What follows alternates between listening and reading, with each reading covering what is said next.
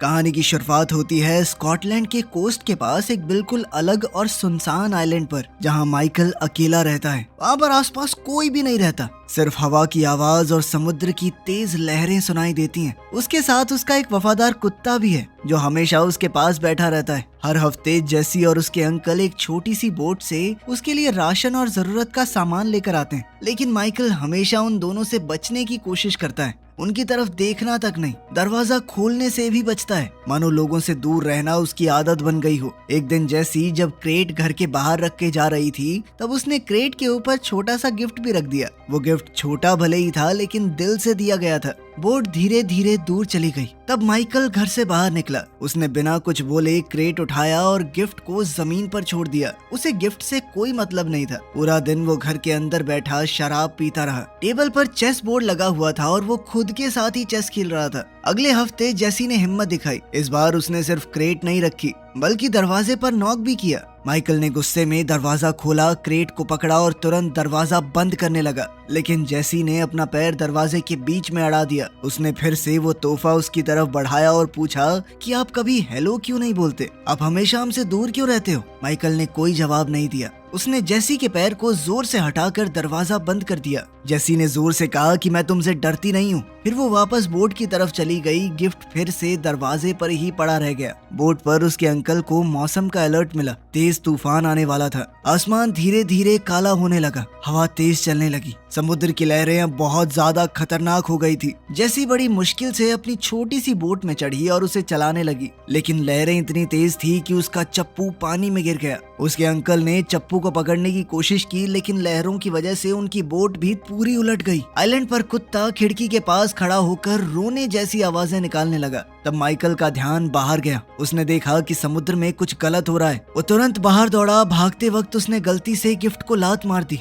फिर वो अपनी बोट पर चढ़ा एक स्लाइड जैसी जगह से फिसलकर नीचे पानी तक गया और इंजन स्टार्ट करके फुल स्पीड में आगे बढ़ा। जैसी पानी के ऊपर आई, लेकिन उसका पैर एक जाल में फंस गया था। वो तैर नहीं पा रही थी। तेज लहरों ने उसे फिर से पानी के नीचे धकेल दिया और वो बेहोश हो गई। माइकल ने बिना ज्यादा सोचे समुद्र में छलांग लगा दी। उसने जाल को पकड़कर खोला, उलझे हुए हिस्से सुलझाए और जेसी को आजाद किया। उसने जेसी के अंकल को भी बचाने की कोशिश की, लेकिन तब तक बहुत देर हो चुकी थी। माइकल जेसी को अपनी बोट में ले आया, उसे तुरंत सीपीआर दिया। काफी देर तक कोशिश करने के बाद आखिरकार जेसी ने फिर से सांस लेना शुरू किया।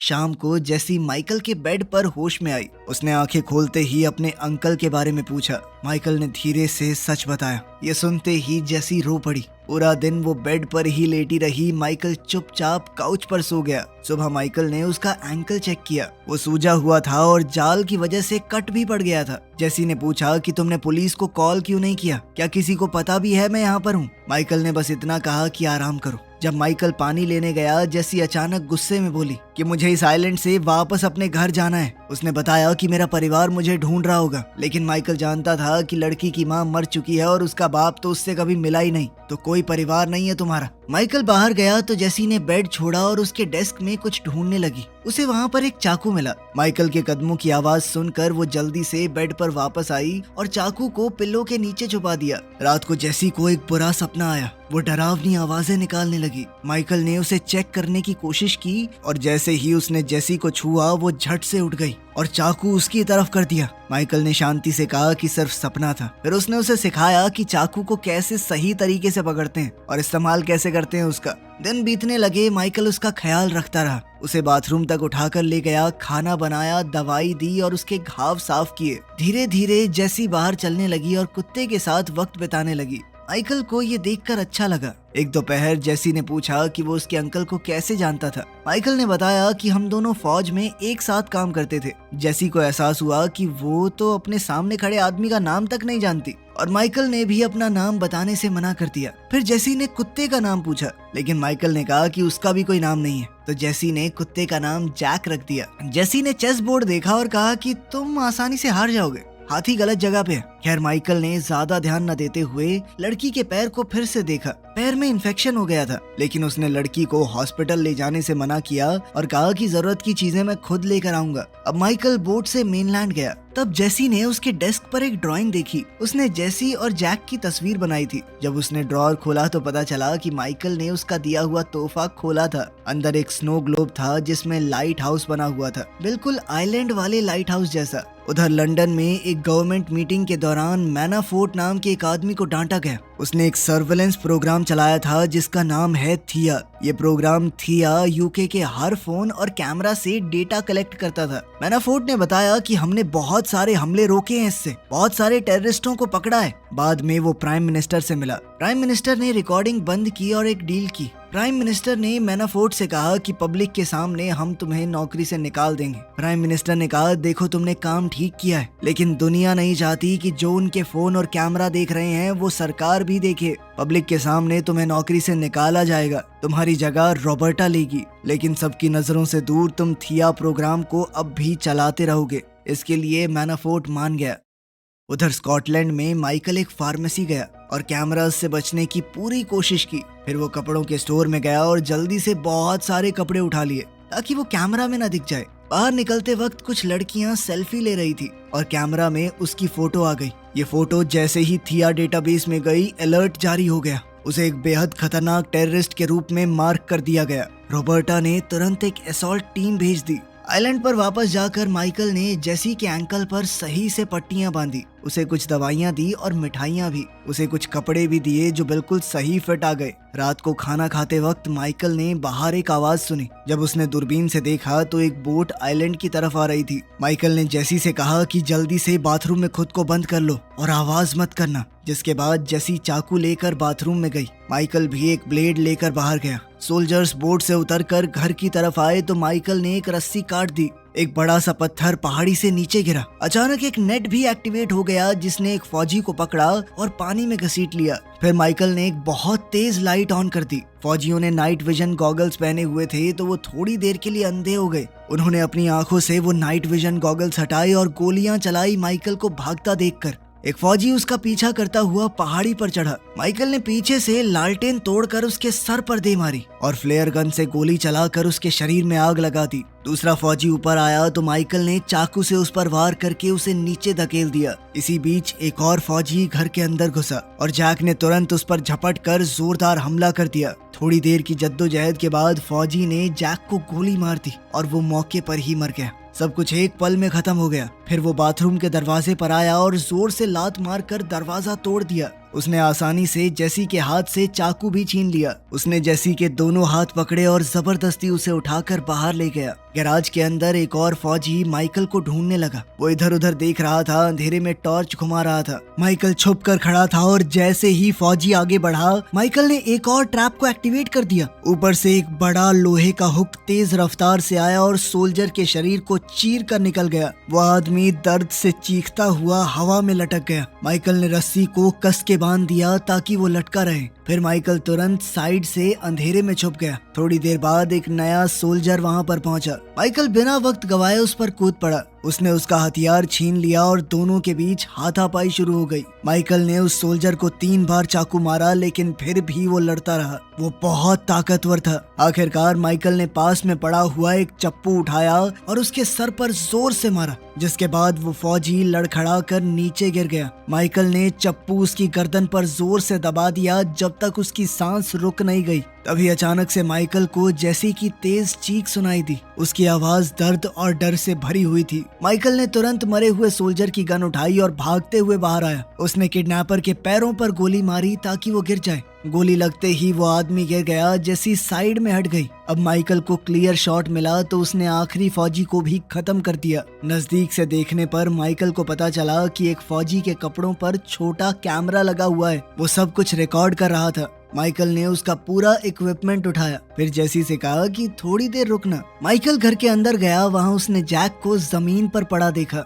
जैक बिल्कुल शांत था। माइकल उसके पास बैठा, उसके सर पर हाथ रखा और धीरे से माफी मांगी। मैं तुम्हें बचा नहीं पाया, उसके लिए सॉरी। फिर उसने किसी को फोन किया और धीरे से कहा कि मैं आ रहा हूँ और मेरे पास बैगेज है। कॉल खत्म होते ही उसने फोन की बैटरी निकाल दी ताकि कोई सिग्नल को ट्रेस न कर सके। फिर माइकल और जेसी सोल्जर की बोट पर बैठे और आइलैंड को छोड़ दिया। समुद्र में घप अंधेरा था, लेकिन दोनों वहां से निकल गए। कुछ ही वक्त में रॉबर्टा को पता चला कि उसकी टीम हार गई है। उसने तुरंत एक स्पेशल एजेंट को भेजने का ऑर्डर दिया। साथ ही अपनी टीम से कहा कि जेसी का बैकग्राउंड निकालो, पता करो वो कौन है। सुबह तक माइकल और जेसी स्कॉटलैंड पहुंच गए थे। जेसी ने देखा कि माइकल के कपड़ों पर खून लगा है और उसका जख्म खुल गया था। वो बोली कि तुम्हारा खून बह रहा है। माइकल ने शांत आवाज में कहा कि मैं ठीक हूँ, चिंता मत करो। दोनों शहर के बीच में चुपचाप घूमने लगे। उन्होंने कैमरा से बचने की कोशिश की और आखिरकार उन्हें गाड़ी दिखी जो इस्तेमाल की जा सकती है, लेकिन किसी और की गाड़ी है, चाबी तो नहीं है उनके पास। अब माइकल ने जेसी को बंदूक चलाना सिखाया। उसने कहा कि गार्ड बन के खड़ी रहना और ध्यान रखना। फिर वो सामने वाले घर के अंदर घुस गया। अंदर जाकर वो कार की चाबी ढूंढने लगा। तब एक छोटे बच्चे ने उसे देख लिया और डर गया। अचानक घर का मालिक दरवाजे पर आया और माइकल पर बंदूक तान दी। हालात खराब हो गए, लेकिन पीछे से जेसी ने हिम्मत दिखाई। उसने उस आदमी को मजबूर किया कि माइकल के घाव का इलाज करे।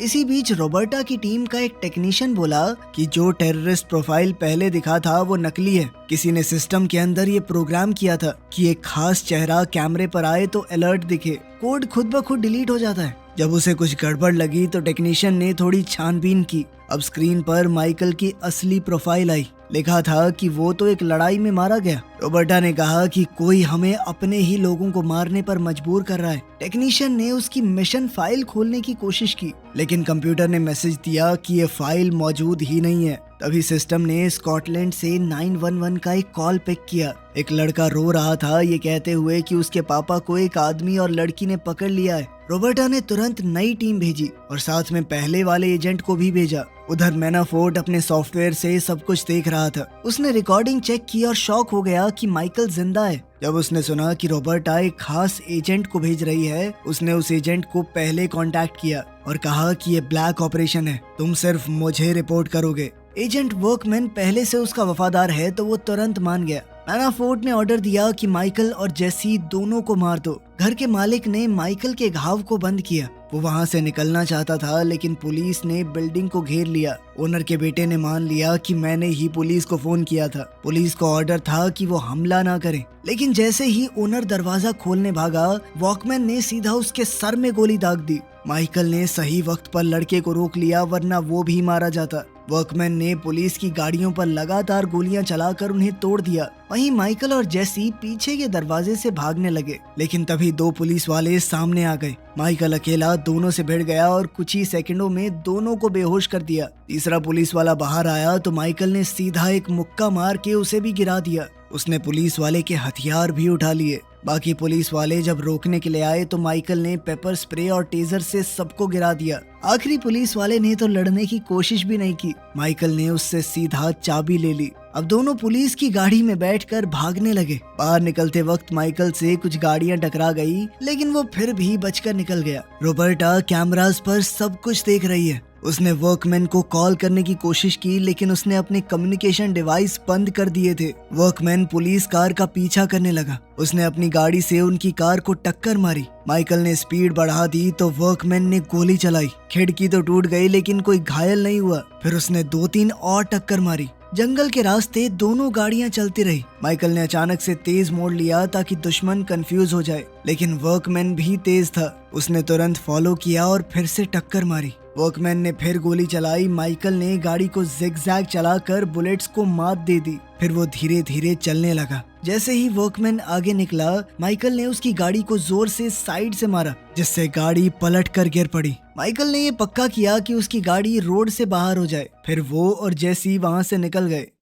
कुछ मीलों बाद उन्हें एक कंस्ट्रक्शन साइट मिला। माइकल ने कहा कि अब गाड़ी बदलनी पड़ेगी। उधर जंगल में वर्कमैन अभी भी जिंदा है। वो धीरे धीरे रोड पर चलने लगा। तब एक पुलिस कार और एक आम आदमी की गाड़ी ने रोड ब्लॉक कर दिया। वर्कमैन ने तुरंत पुलिस ऑफिसर को गोली मारी और सिविलियन को मजबूर किया कि गाड़ी दे दे। ऑफिस में रॉबर्टा ने मैनाफोर्ट को कॉल किया और पूछा कि क्या तुम माइकल को जानते हो। मैनाफोर्ट ने बताया कि सालों पहले उसने एक सीक्रेट प्रोग्राम चलाया था जिसका नाम था ब्लैक काइट्स। ये बेहद खतरनाक एजेंट्स थे जो सीक्रेट मिशन करते थे बिना किसी गवर्नमेंट रिकॉर्ड के। माइकल उन्हीं एजेंट्स में से एक है और बहुत ज्यादा टैलेंटेड भी। एक दिन उसे एक दूसरे देश में इंटेलिजेंस ऑफिसर को मारने भेजा गया, लेकिन उसने अपनी रिपोर्ट झूठी लिखी और गायब हो गया। मैनाफोर्ट को शक था कि शायद माइकल दुश्मनों के साथ मिल गया था। उसने रॉबर्टा से कहा कि अपनी पूरी ताकत इस्तेमाल करो उसे रोकने के लिए। बाद में रॉबर्टा ने टेक्नीशियन से ब्लैक काइट सिस्टम को हैक करवाया। फाइलें खुलने लगी। उसने देखा कि माइकल ने एक ईरानियन साइंटिस्ट को भागने में मदद की थी।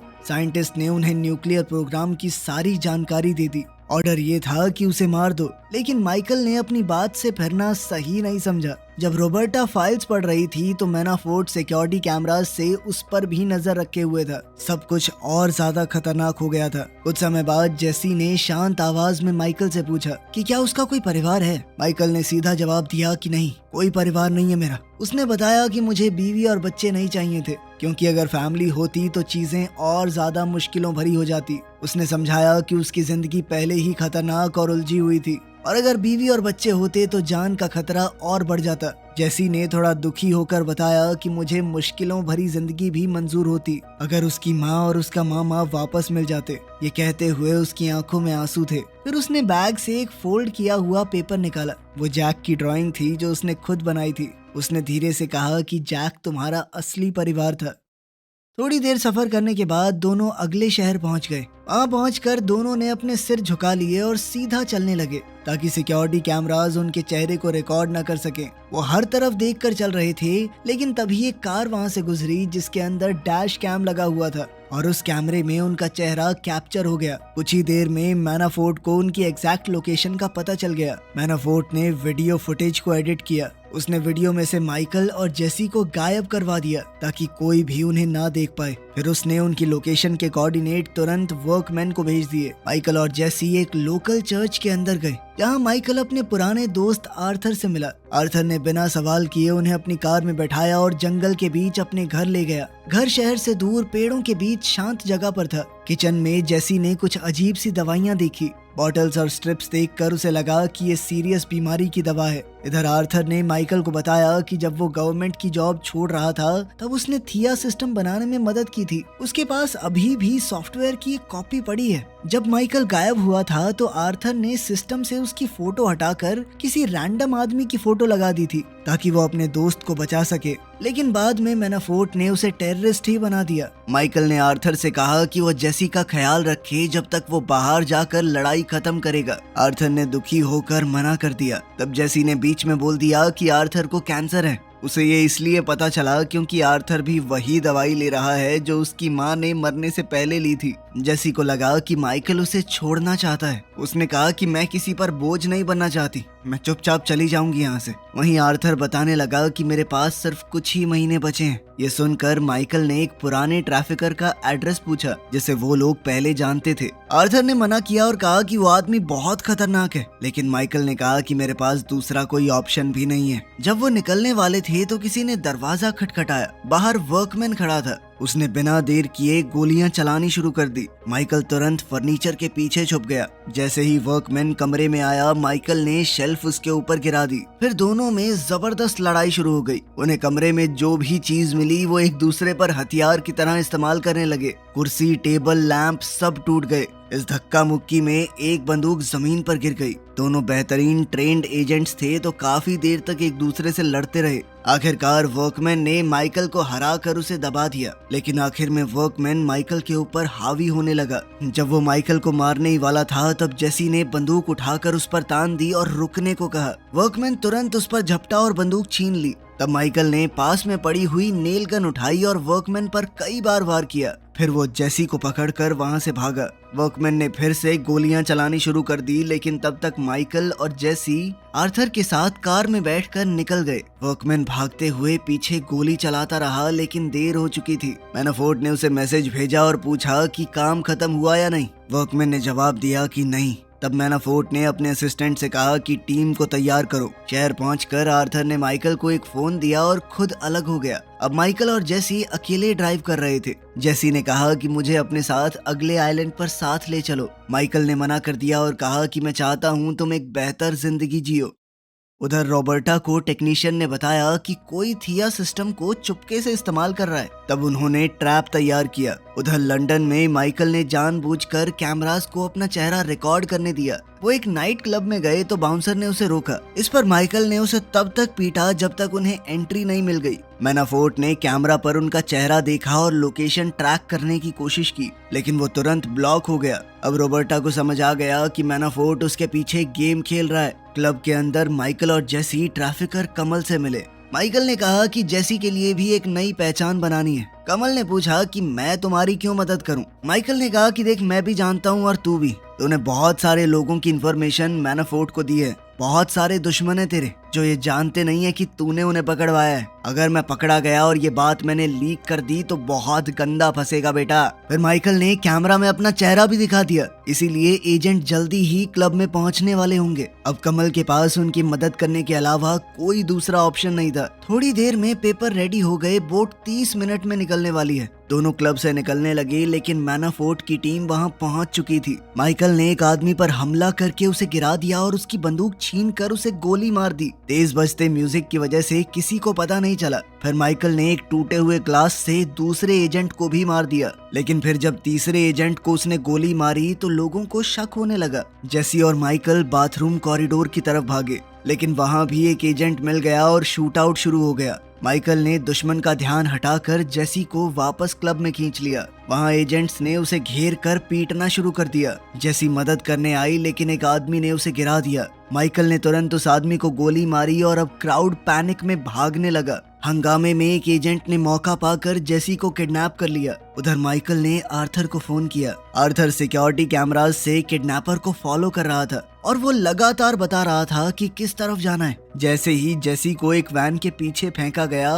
उसी वक्त रॉबर्टा की टीम भी पहुंच गई और रोड को ब्लॉक कर दिया। माइकल को लगा कि वो भी दुश्मन है। उसने कुछ फौजियों को पीटकर रास्ता खोला और भागता रहा। वैन मिलते ही मैनाफोर्ट के एजेंट्स ने उसे घेर लिया। माइकल ने एक एक करके सबको गिरा दिया और जेसी तक पहुंच गया। तभी वर्कमैन वहां आया, लेकिन तब तक दोनों ने एक बाइक चुरा ली और भाग गए। समुद्र के किनारे बने प्लेटफॉर्म पर जेसी रो रही थी। वो माइकल के बिना नहीं जाना चाहती। तभी अचानक गोली की आवाज आई। माइकल ने जेसी को बोट पर धक्का दिया और उसे सेफली वहां से निकाल दिया। इसके बाद माइकल और वर्कमैन ने एक दूसरे पर गोलियां चलाई जब तक गोलियां खत्म नहीं हो गई। फिर दोनों अपने हाथों से लड़ने लगे। पाइप और चेन से अटैक किया। वर्कमैन माइकल का गला घोटने लगा, लेकिन माइकल ने उसे नीचे गिरा दिया और चेन से कई बार मारा। आखिर में उसने चेन को पाइप पर लपेटकर वर्कमैन के सर पर जोरदार वार किए और उसे मार डाला। कुछ समय बाद अपने बड़े घर में मैनाफोर्ट ने खिड़की से बाहर देखा। 2 गार्ड जमीन पर मरे पड़े थे। जब वो मुड़ा तो माइकल कमरे में खड़ा था। दोनों ब्लैक काइट प्रोजेक्ट पर बहस करने लगे। आखिर में माइकल ने सीधी गोली उसके सर में दाग दी। 3 महीने बाद स्पेन में जेसी एक नई जिंदगी शुरू कर चुकी थी। रॉबर्टा और उसकी टीम उसे दूर से देख रही थी, इस उम्मीद में कि कभी तो माइकल वापस आएगा। जेसी एक कैफे में बैठकर किताब पढ़ रही थी। तब कैमरा थोड़ा हिल गया और रॉबर्टा जेसी को देख नहीं पा रही थी। वेट्रेस ने एक बैग लाकर जेसी को दिया और अंदर एक चेस का पीस था। रोड के उस पार माइकल था जो आखिरकार उसे लेने आया था। वीडियो पसंद आई तो लाइक कर देना, चैनल को सब्सक्राइब कर लेना। मिलते हैं अगली वीडियो में।